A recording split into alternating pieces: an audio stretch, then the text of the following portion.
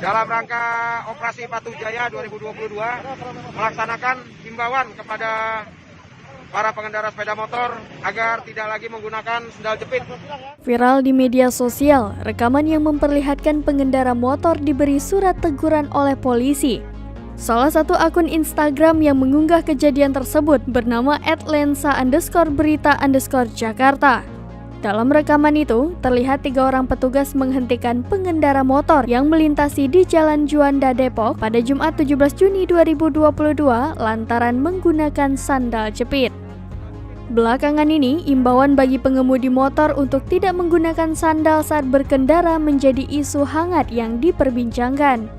Isu larangan memakai sandal jepit ini berkembang luas hingga menimbulkan keresahan warga.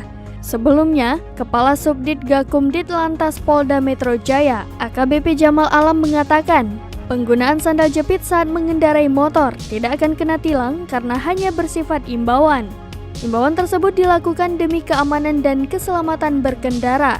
Sebab, jika dari sisi keselamatan dan kelengkapan berkendara, menggunakan sepatu lebih melindungi kaki dari gesekan atau kecelakaan di jalan.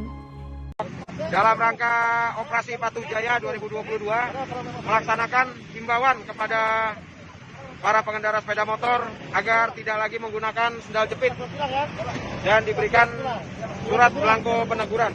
Terima kasih sudah nonton. Jangan lupa like, subscribe, dan share ya.